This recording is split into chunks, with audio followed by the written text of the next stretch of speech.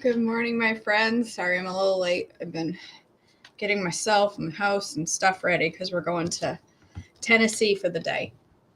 We're going to leave here in a few minutes. So I was running behind. All right. February 4th, a plague of locusts, Exodus 10:1 through 20, 1446 or 1280 BC. I just noticed I didn't put my lipstick on and my lips look dreadful. Oh, pasty pale. All right. Then the Lord said to Moses, "Return to Pharaoh and make your demands again. I have made him and his officials stubborn, so I can display my miraculous signs among them. I've also done it so you can tell your children and grandchildren about how I made a mockery of the Egyptians and about the signs I displayed among them. And so you will know that I am the Lord." So Moses and Aaron went to Pharaoh and said, "This is what the Lord, the God of the Hebrews, says. How long will you refuse to submit to me? Let my people go so they can worship me. If you refuse, watch out, for tomorrow I will bring a swarm of locusts on your country. They will cover the land so that you won't be able to see the ground. They will devour what little is left of your crops after the hailstorm, including the trees growing in the fields. They will overrun your palaces and homes of your officials and all the houses in Egypt. Never in the history of Egypt have your ancestors seen a plague like this one." And with that, Moses turned and left Pharaoh. Pharaoh's officials now came to Pharaoh and appealed to him. "How long will you let this man hold us hostage? Let the men go to worship the Lord their God. Don't you realize that Egypt lies in ruins?" So Moses and Aaron were brought back to Pharaoh. "All right," he told them, "go and worship the Lord your God, but who exactly will be going with you?" Moses replied, "We will all go, young and old, our sons and daughters, and our flocks and herds. We must all join together in celebrating a festival to the Lord." Pharaoh retorted, "The Lord will certainly need to be with you if I let you take your little ones. I can see through your evil plan. Never. Only the men may go and worship the Lord, since that is what you requested."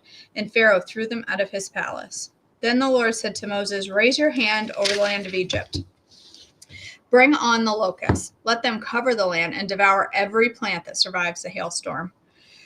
So Moses raised his staff over Egypt, and the Lord caused an east wind to blow over the land all that day and through the night. When morning arrived, the east wind had brought the locusts, and the locusts swarmed over the whole land of Egypt, setting in dense swarms from one end of the country to the other. It was the worst locust plague in Egyptian history, and there has never been another one like it. For the locusts covered the whole country and darkened the land. They devoured every plant in the fields and all the fruit on the trees that had survived the hailstorm. Not a single leaf was left on the trees and the plants throughout the land of Egypt. Pharaoh quickly summoned Moses and Aaron. "I have sinned against the Lord your God and against you," he confessed. "Forgive my sin, just this once, and plead with the Lord your God to take away this death from me." So Moses left Pharaoh's court and pleaded with the Lord. The Lord responded by shifting the wind, and the strong west wind blew the locusts into the Red Sea. Not a single locust remained in all the land of Egypt, but the Lord hardened Pharaoh's heart again, so he refused to let the people go. A plague of darkness, Exodus 10:21 through 29. Then the Lord said to Moses, "Lift your hand toward heaven, and the land of Egypt will be covered with darkness so thick you can feel it." Moses lifted his hand to the sky, and a deep darkness covered the entire land of Egypt for 3 days. During all that time, the people could not see each other, and no one moved, but there was light as usual where the people of Israel lived.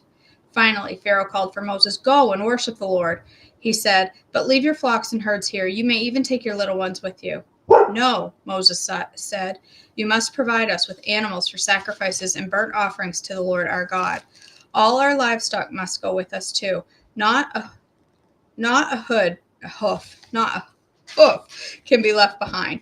We must choose our sacrifices for the Lord our God from among these animals, and we won't know how we are to worship the Lord until we get there." But the Lord hardened Pharaoh's heart once more, and he would not let them go. "Get out of here," Pharaoh shouted at Moses. "I'm warning you. Never come back to see me again. The day you see my face, you will die." "Very well," Moses replied. "I'll never see your face again." Death for Egyptians' firstborn, Exodus 11:1 through 10. Then the Lord said to Moses, "I will strike Pharaoh and the land of Egypt with one more blow. After that, Pharaoh will let you leave this country. In fact, he will be so eager to get rid of you that he will force you all to leave.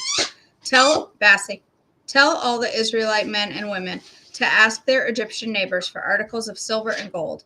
Now the Lord had caused the Egyptians to look favorably on the people of Israel, and Moses was considered a very great man in the land of Egypt, respected by Pharaoh's officials and the Egyptian people alike. Moses had announced to Pharaoh, "This is what the Lord says. At midnight tonight I will pass through the heart of Egypt. All the firstborn sons will die in every family in Egypt, from the oldest son of Pharaoh who sits on his throne to the oldest son of the lowliest servant girl who grinds the flour. Even the firstborn of all the livestock will die. Then a loud wail will rise throughout the land of Egypt, a wail like no one has heard before or ever will hear again. But among the Israelites it will be so peaceful that not even a dog will bark. Then you will know that the Lord makes a distinction between the Egyptians and the Israelites. All the officials of Egypt will run to me and fall to the ground before me. Please leave, they will beg. Hurry and take all of your followers with you. Only then will I go." Then, burning with anger, Moses left Pharaoh. Now the Lord had told Moses earlier, "Pharaoh will not listen to you, but then I will do even more mighty miracles in the land of Egypt." Moses and Aaron performed these miracles in Pharaoh's presence, but the Lord hardened Pharaoh's heart, and he wouldn't let the Israelites leave the country.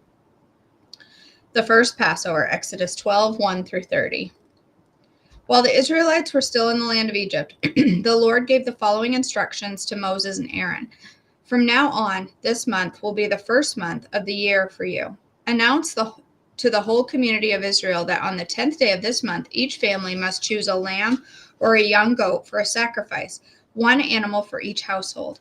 If a family is too small to eat a whole animal, let them share with another family in the neighborhood. Divide the animal according to the size of each family and how much they can eat.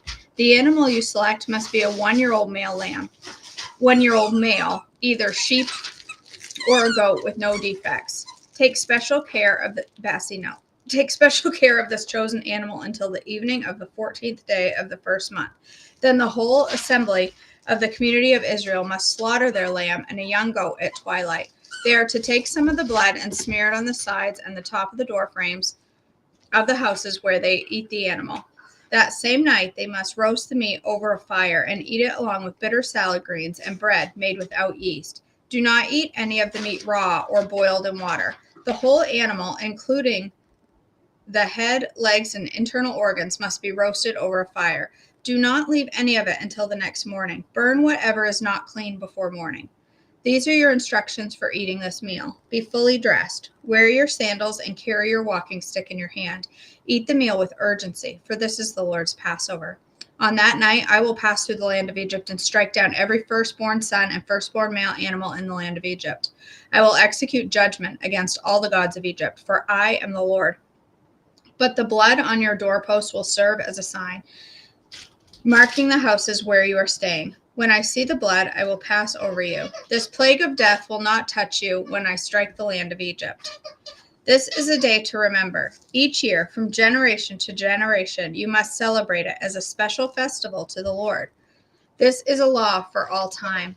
For 7 days, the bread you eat must be made without yeast. On the first day of the festival, remove every trace of yeast from your homes. Anyone who eats bread made with yeast during the 7 days of the festival will be cut off from the community of Israel. On the first day of the festival, and again on the 7th, all the people must observe an official day for holy assembly. No work of any kind may be done on these days except in the preparation of the food. Celebrate the festival of unleavened bread, for it will remind you that I brought your forces out of the land of Egypt on this very day. This festival will be a permanent law for you. Celebrate this day generation to generation. The bread you eat must be made without yeast from the evening of the 14th day of the first month until the evening of the 21st day of that month. During those 7 days, there must be no trace of yeast in your homes. Anyone who eats anything made with yeast during this week will be cut off from the community of Israel. These regulations apply both to the foreigners living among you and to the native-born Israelites. During those days, you must not eat anything made with yeast.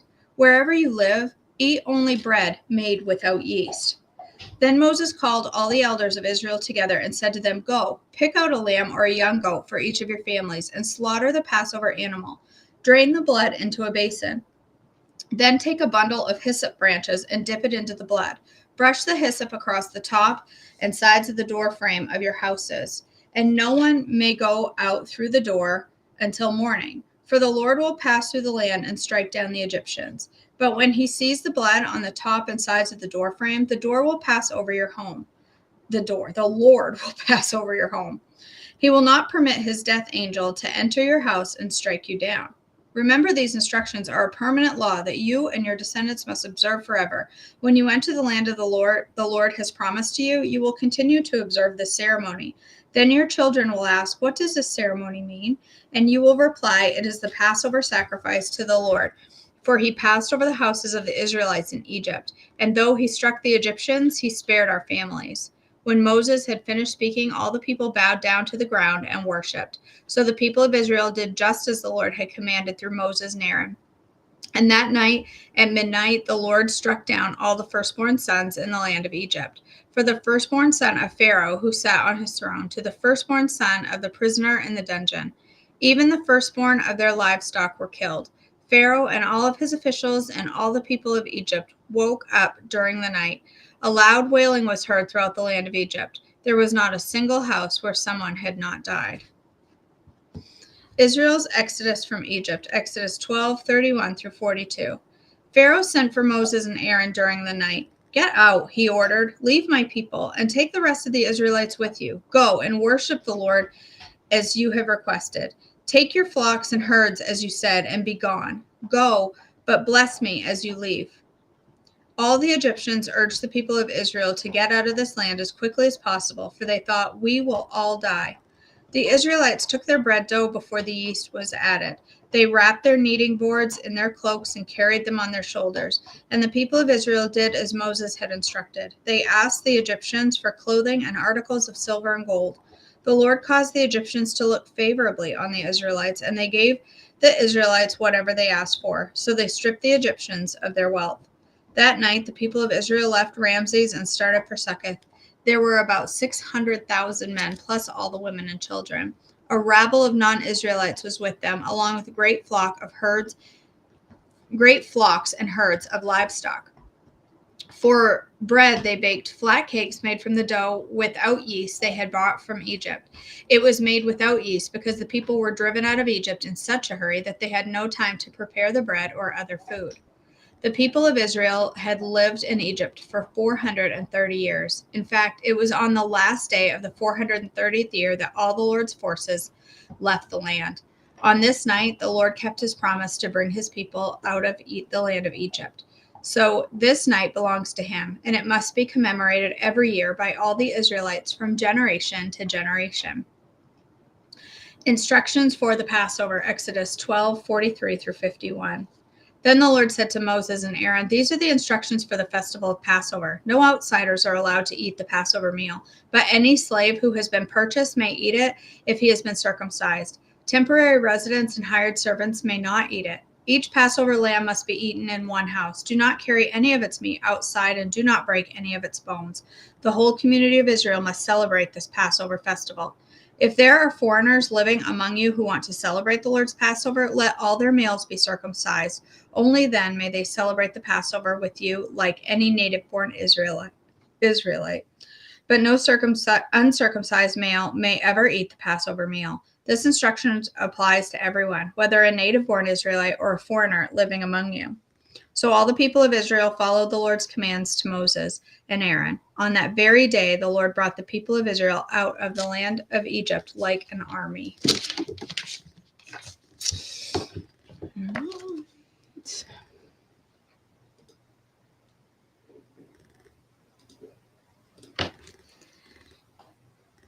I'm not done. You're not going to get your toys back yet. You have to wait patiently like a good boy.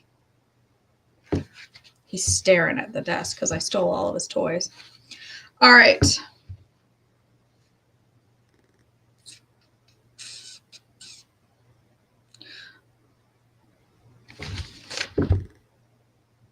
I have page 50, marked as the next page, but I feel like we didn't read Jesus Made a Way. We read Standing on His Word yesterday. Did we read this one? I don't think we did. Page 49. Does anybody know? Did we read page 49?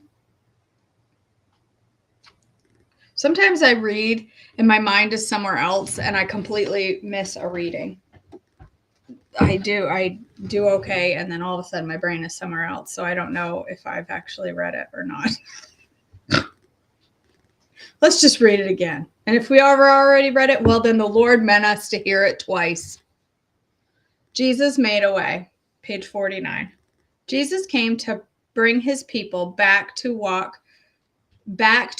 as kings and priests again upon the earth. Mankind was cursed, but Jesus made a way to receive a new birth.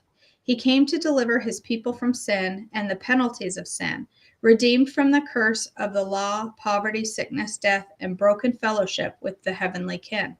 To really know him is to love him and to receive his word into your heart. Speaking the word daily until a root has developed and growing has a start. The seeds of Abraham lived by faith day by day, speaking his word and acting upon his word no matter what the circumstance, come what may. Jesus came and paid it all. Now it's up to you to come and receive his call.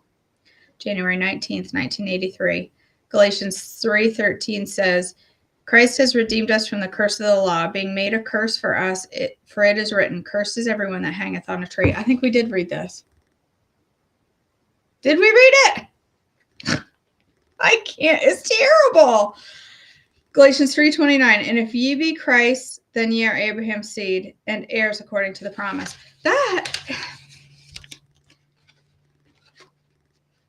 My brain. I don't know. I think I read it yesterday, but I don't know. I still don't know. It's just how it goes for me. All right, let me scroll back. See if there's anything I need to.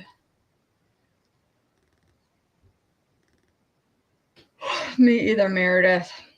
Although I think that we did read it. Okay, well, we all needed to hear it again. Hope you were listening the second time.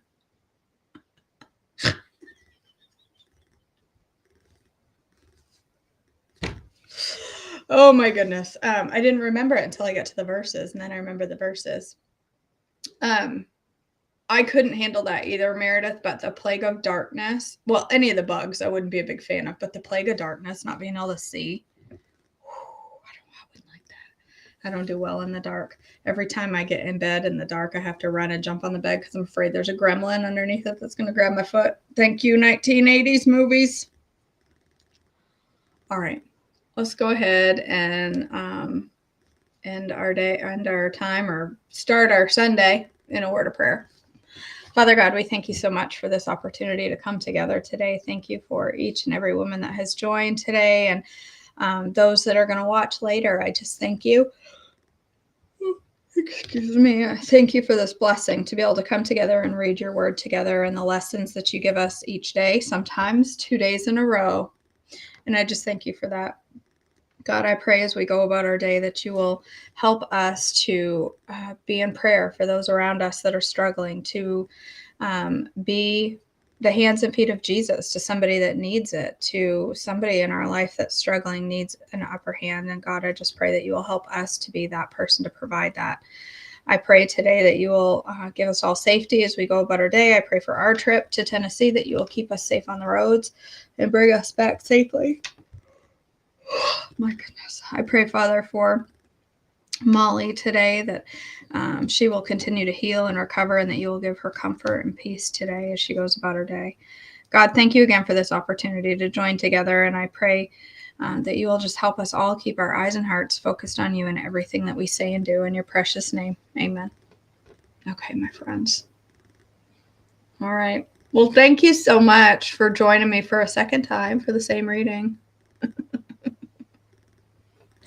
I hope that you all have an amazing day today and get to do something, I don't know, maybe get to do something fun.